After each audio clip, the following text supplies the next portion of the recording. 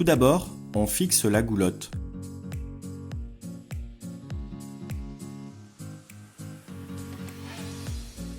De niveau, c'est toujours mieux. Et ça, jusqu'au groupe extérieur. Ensuite, vient le moment de tirer la liaison frigo. On va commencer par utiliser un coupe-tube pour couper l'extrémité de la liaison.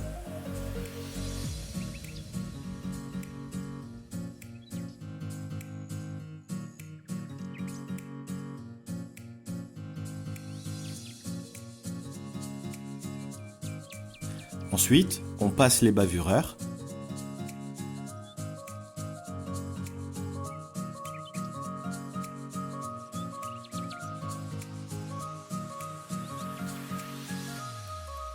On vérifie que tout est en ordre.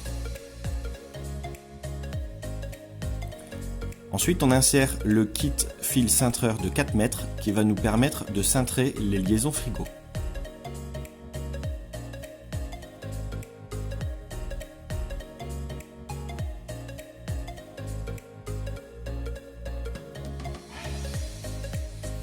Au préalable, on a bien tracé l'endroit où se feront les raccords, mais n'hésitez pas à laisser un peu plus, la station-service se chargera de couper au besoin. On cintre à l'extérieur tranquillement en mettant les liaisons dans la goulotte.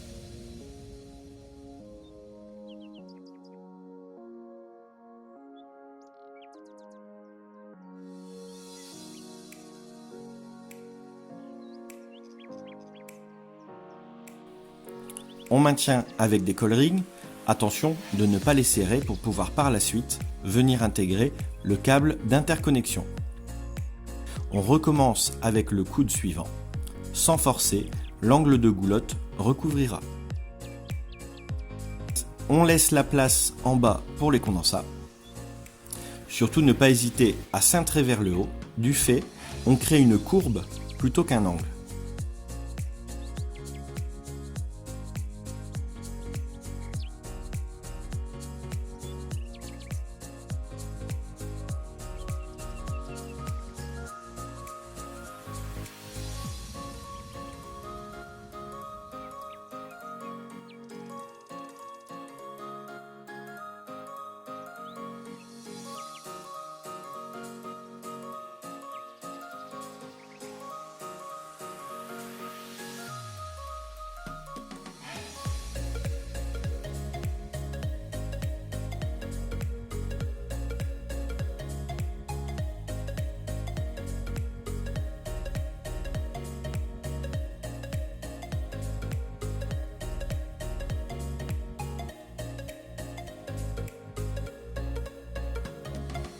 On vient engager le coude de goulotte pour vérifier que celui-ci s'emboîte sans problème.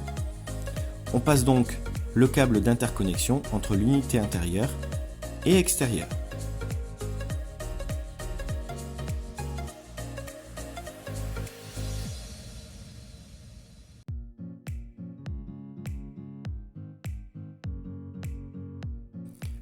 On enlève en partie le kit fil cintreur, pas entièrement, car il nous reste l'angle en sortie d'unité intérieure à réaliser. On cintre.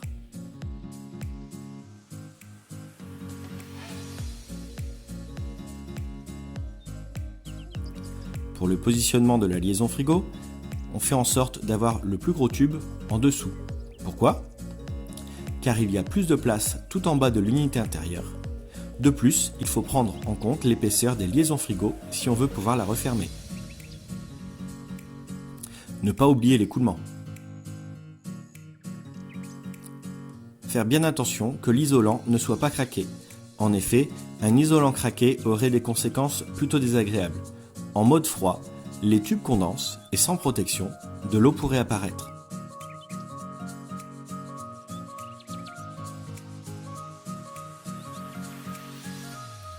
Là par exemple, s'il n'y avait pas eu de kit fil cintreur, la liaison serait croquée.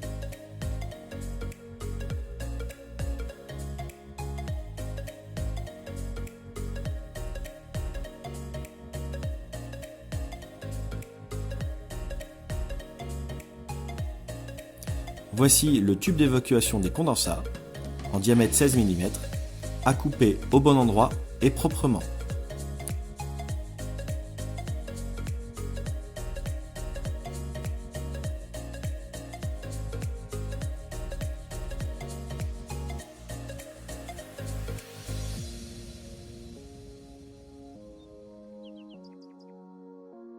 On peut placer l'évacuation en dessous des liaisons frigo, ça peut remonter un petit peu, ce n'est pas grave car le bac d'écoulement se situe plus haut. En ce qui concerne l'intérieur du chantier, il ne reste plus qu'à disposer le split.